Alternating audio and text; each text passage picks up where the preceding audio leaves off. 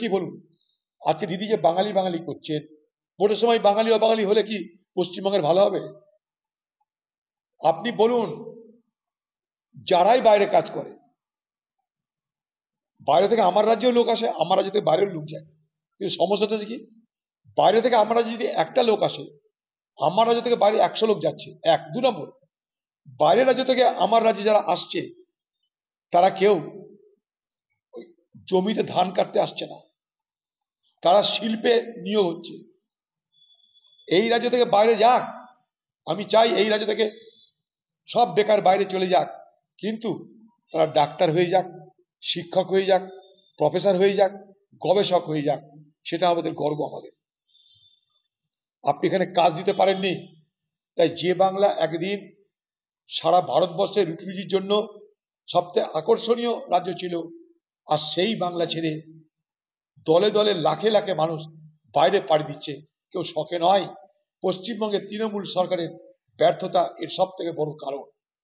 আজকে পশ্চিমবঙ্গের মুখ্যমন্ত্রী মমতা ব্যানার্জির কুমিরের কান্না দেখতে পাচ্ছেন। এতদিন শুনেছেন পরিযায়ী শ্রমিকের কথা? দিদিতে 11 সাল থেকে আছেন, 15 বছর ধরে কখনো দিদির মুখে পরিযায়ী শ্রমিকের কথা শুনেছেন? পরিযায়ী শ্রমিক যাতে আসতে না পারে, করোনা এক্সপ্রেস ঢুকতে দেব না বলে আপনি প্রতিবাদ করেছিলেন। আজ ভোট বড় বালাই, ভোটের মরশুমে আর তো কোনো ইস্যু নেই দিদির হাতে। চারিদিকে চোর আর চোর, ধর্ষক আর ধর্ষক, মাঝখান থেকে যদি একটা নিঃশ্বাস নেওয়ার জায়গা পাওয়া যায়, তাই পরিযায়ী শ্রমিক ইস্যু হয়ে গেল।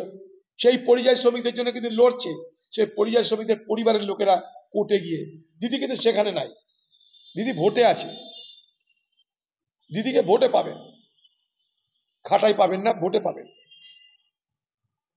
দিদি পেটে নাই, ভোটে আছে।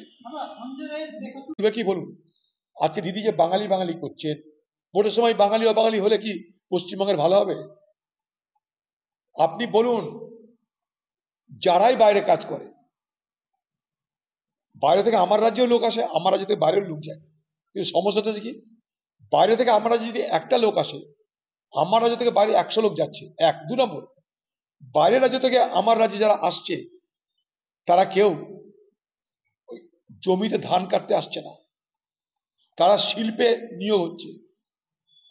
এই রাজ্য থেকে বাইরে যাক, আমি চাই এই রাজ্য থেকে সব বেকার বাইরে চলে যাক, কিন্তু তারা ডাক্তার হয়ে যাক, শিক্ষক হয়ে যাক, প্রফেসর হয়ে যাক, গবেষক হয়ে যাক, সেটা আমাদের গর্ব। আমাদের আপনি এখানে কাজ দিতে পারেননি, তাই যে বাংলা একদিন সারা ভারতবর্ষের রুটি রুজির জন্য সবচেয়ে আকর্ষণীয় রাজ্য ছিল, আর সেই বাংলা ছেড়ে দলে দলে লাখে লাখে মানুষ বাইরে পাড়ি দিচ্ছে।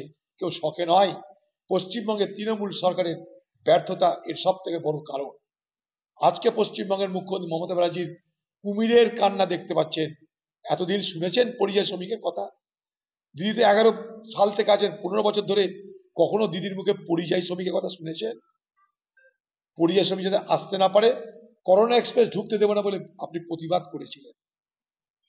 আজ ভোট বড় বালাই, ভোটের মরশুমে আর তো কোনো ইস্যু নেই দিদির হাতে।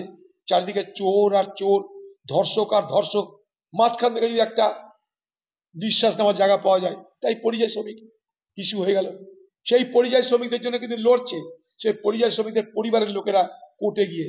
দিদি কিন্তু সেখানে নাই, দিদি ভোটে আছে, দিদিকে ভোটে পাবেন, খাটাই পাবেন না, ভোটে পাবেন।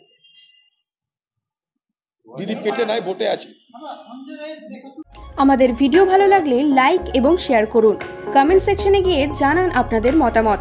আরও ভিডিও পেতে আমাদের চ্যানেল সাবস্ক্রাইব করুন এবং প্রতি মুহূর্তে খবরের আপডেট পেতে প্রেস করুন বেল আইকন।